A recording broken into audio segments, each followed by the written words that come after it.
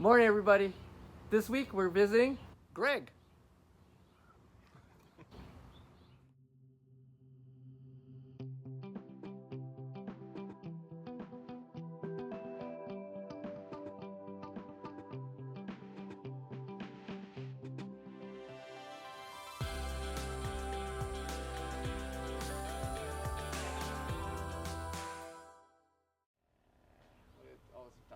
Hey, Greg. Hello. Thanks for inviting us Sure. this week. So where are we technically here? On my patio, Sierra Madre. Sierra Madre, great. And what's your microclimate is like that people are not really familiar with Sierra Madre? Yeah, it gets hot. We're right up against the foothills. We do get the benefit of some of that orographic precipitation. The clouds bunch up against the mountains right here, but in general, it's hot. We get 90s. It's like it's gonna be 90, 93 all week. It's July right now, and that's pretty standard. And then you have pretty much shade here. You get a good amount of shade here with this Yeah, lovely tree you have here. as Chinese elms grow like a weed, this one's hard to fight back. So as you can see, I've been fighting it back for years. It's nice to have shade on the patio, barbecue, and just summer dinners. But it's going to require a bit more hacking back. So yeah, like right now, this portion is definitely shaded. However, over in here, this keeps sun all through the summer.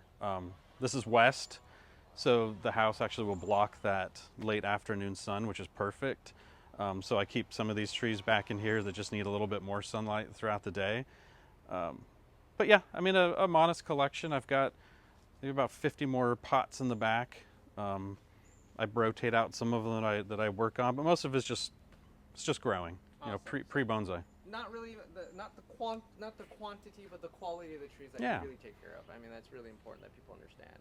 Yeah, and I was never interested in having a massive collection of thousands of trees, but I do like some variety, and scale is something that interests me. Like when I first got into bonsai, probably around the age of 12, and as a matter of fact, this little tree right here I dug up when I was 12. Still a Chinese elm. Some people call it a Kathol elm, but really it's just a Chinese elm.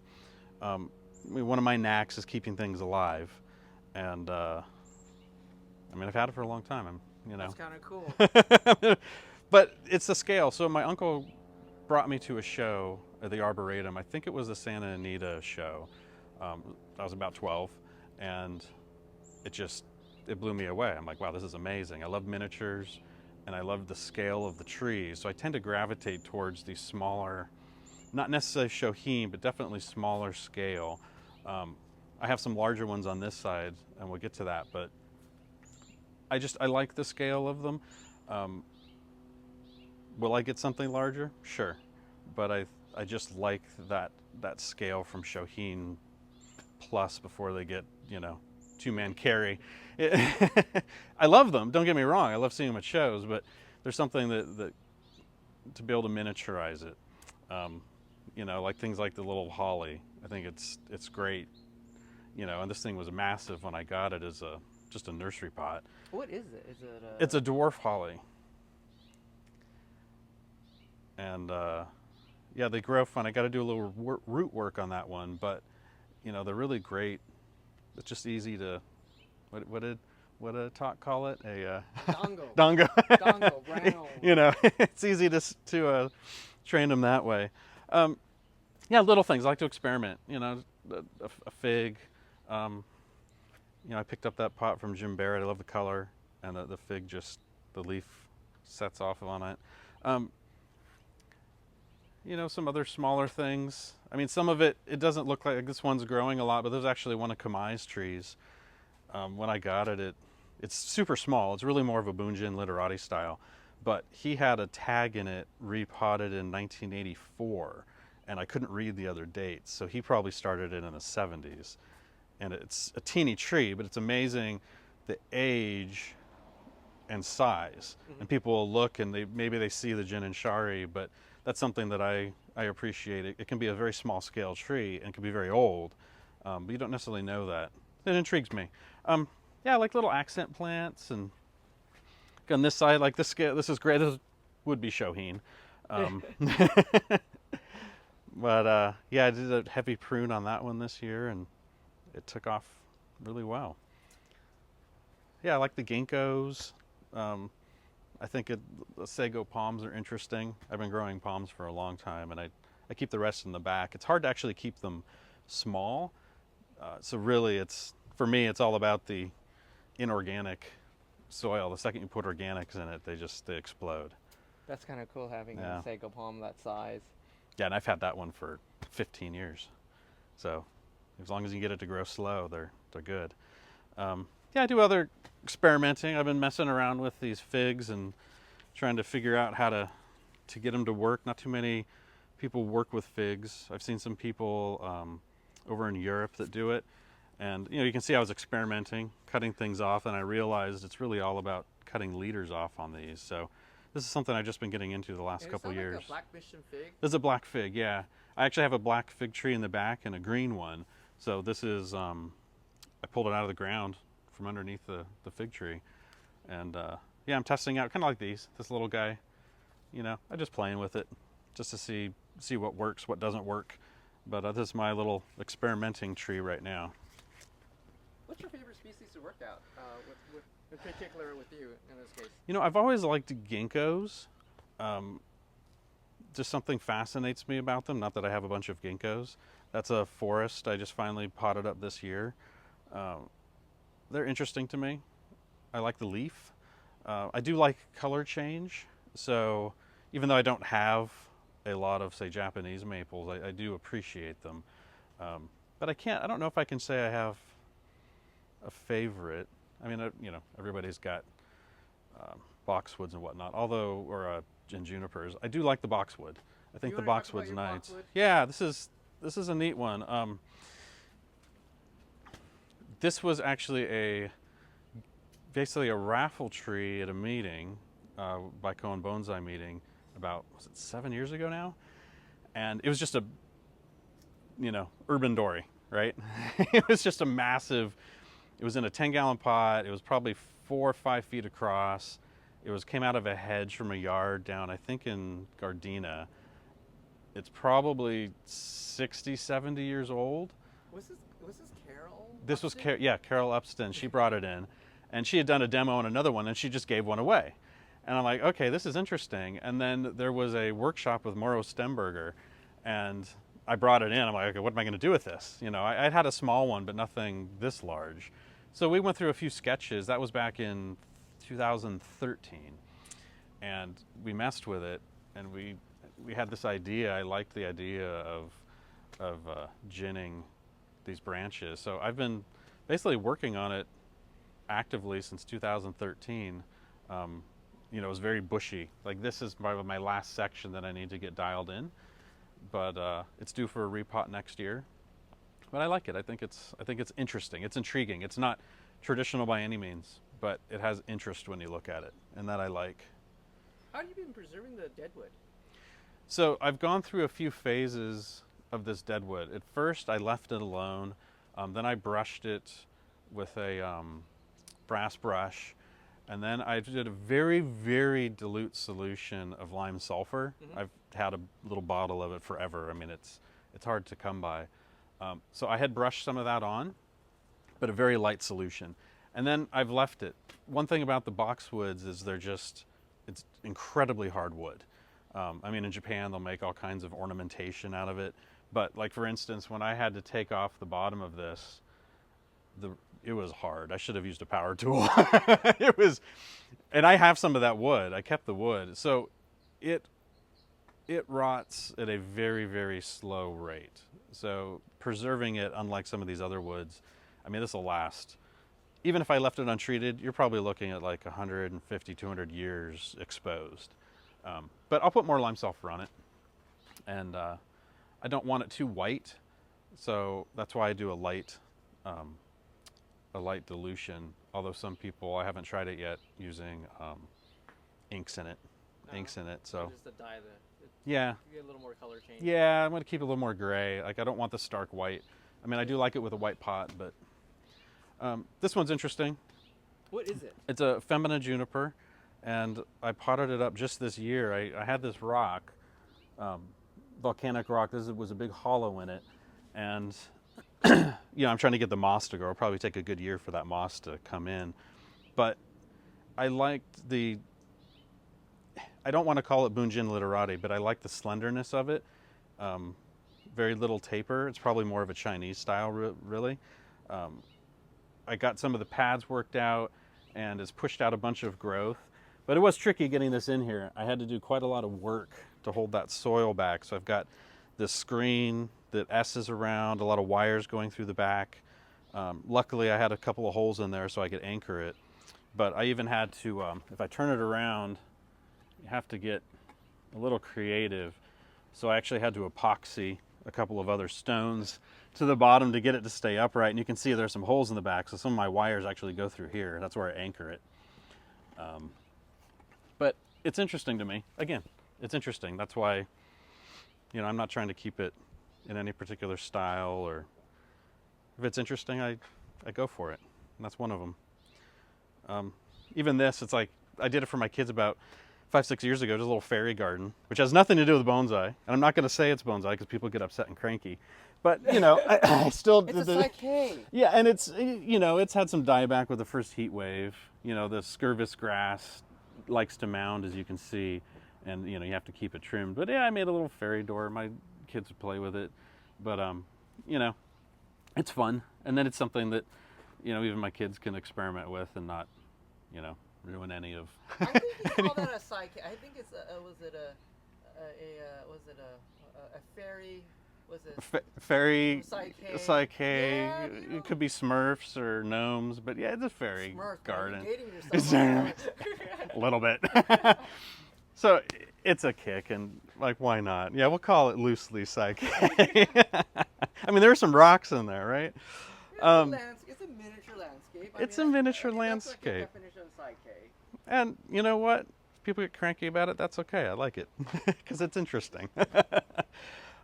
Wisteria, although I've been working on this one forever, and Stop beating it up. I know everybody has a wisteria, and they put it in the back of their bench because after it flowers, if it flowers. No, this is the thing. It's never flowered. So I have tried every trick in the book, right? Talk to growers of wisteria. Oh, do this, do this, do this. And then finally one guy's like, you know what? Sometimes they just don't flower. So now I'm like, well, what do I do? It looks interesting, but it doesn't flower. So I need to get another one. So people say if it doesn't flower, it may not be mature enough to flower. I've had it for 20 years. It still may not be mature to flower. Or what people have done is to graft branches that have flowered right back onto it. Right, and I think it's big enough now that I could probably do that. It's something I need to try because, who wants a wisteria that doesn't flower? I got a couple. I got a couple in the background somewhere. I've got some smaller things I leave out that I'm a little more actively working on that just growing. An oak. Again, this the scale intrigues me, right? I need to bring it back a bit, just letting it grow. Willow leaf, Burt Davii, ficus. I do some interesting cutting. Sometimes I took some cuttings off of this when I potted it, and my deal is I go straight potting soil. I don't mess around. I treat it as a tree first when I try to grow cuttings. And the success rate's quite high. So as you can see, I literally took them, straight potting soil, dipped it in root tone, and stuck them in the pot. And I've got 1, 2 out of probably 15 that I didn't take. So it works. And maybe I'll add this to a forest, or I just like growing things. You gotta talk about your baseball bats right behind you. To the right. Come over. Yeah. Okay. So this monstrosity. So you and I dug this, or cut this really, when we were down in Mecca. It's a Tamarix. So it's a desert. Just stand next to it. I mean, you can see it's like it's big, right? I have it because you can't pick it up, so I can wheel it around. Yeah, it's massive. So the cutting came. This was about 15 feet up in the air, and we took the this whole section of tree down there. Yeah, they all need to be trimmed.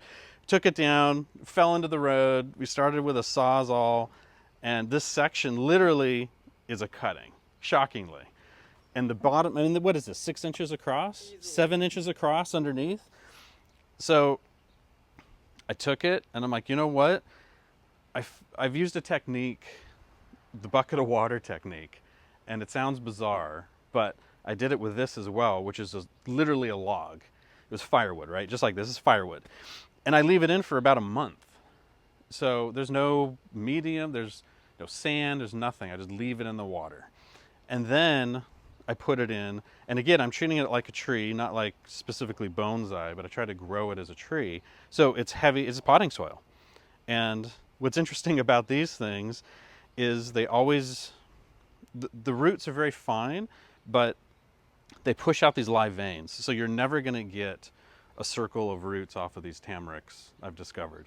What you get are these veins. So for instance, this vein is growing up, this vein's growing, but I would have never expected to push growth up here, but this whole vein comes all the way up and out. Yeah, so it's dead, pretty much dead at the very bottom. Yeah, so this section is basically going to be all gin and shari, all the way up to here, all the way to the top. If you follow that really light green, that light brown line, Right you here. just trace it. That's the only live part on this entire tree, which is kind of crazy. Yeah.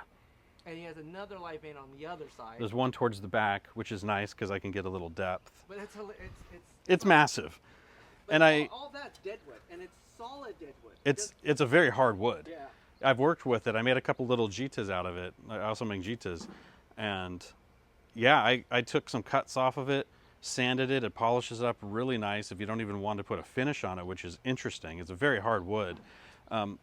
You know, I was talking to a couple of people about training, and I ended up with these fishing weights.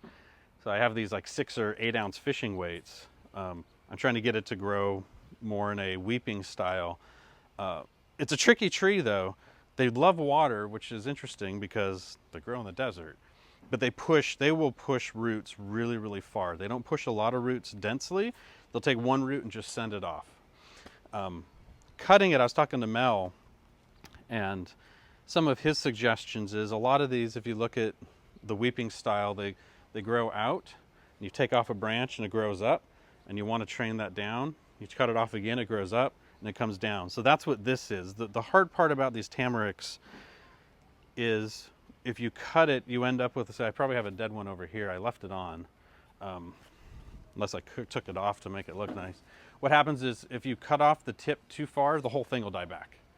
But interestingly enough, I can remove, and I've done it once with these live veins. I took everything off, and that's why I have this pushing and this pushing. It basically pushes new growth right off the live vein. But it is pretty delicate. I mean, they fall, it breaks off really, really easy. But, you know, trying to figure it out. But it's a beast, and it's a cutting. I mean, 6-7 inch wide cutting. It's nuts. I've got another one here. This is all from the same trip. This is the same trip, yeah. And then this one is great. I like this one in particular because it's really, it's intriguing. It's interesting. It's more that literati bunjin style. At this point, it's establishing those live veins, and that's what it's been doing. So the tree's been going through that. So now I actually have basically 2 live veins on this, questionably a third one, but it looks like 2 live veins. So now will be the case of carving work and then developing those veins and maintaining them. So, you know, I do other things, like I love we have these oaks out here, so you get prolific, if I come around, prolific seeds. The acorns come down like mad. And so I'll pot them up, and my goal was to do a forest with these. You know, like kind of the, what do they call it? Forest of 10,000 trees. Uh-huh. So I've got probably, back behind the garage here, there's probably 200 that are just growing out of the ground. I could probably take a shovel and scoop it up and put it on a flat because they like it there. I mean, they fell off this tree in the back, and so I'm gonna try it. Again, I'd like to experiment. This was another one of those cuttings. It's funny because Tom came in and he was looking at it, and I'm like, yep, that was from your old yard. So he had trimmed a branch Well, actually more than a branch. On You that cut one. off a whole thing, right? And this was just a log. You could see it was cut flat. And I did the bucket trick again. I left it in water for about a month and then put it into a potting soil. Good draining potting soil, but still a potting soil.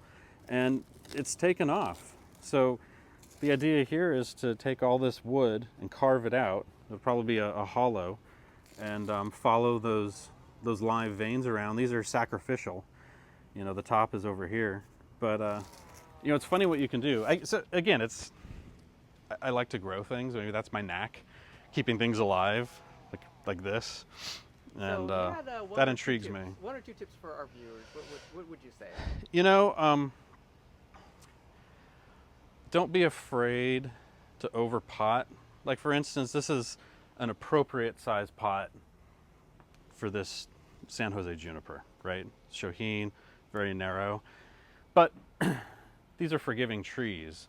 Something like the Oriental maple, even this, I'll overpot just to maintain its health and longevity. So I mean, yeah, I've had this since I was 12. And I've always had it in a slightly oversized pot. Am I showing the tree? No. It's for my own appreciation and benefit. You know, I do put things in small pots, but it depends on the species. You know, busy, you're working, family. Sometimes it's hot and you water once a day, and that's it. You know, I do it by hand.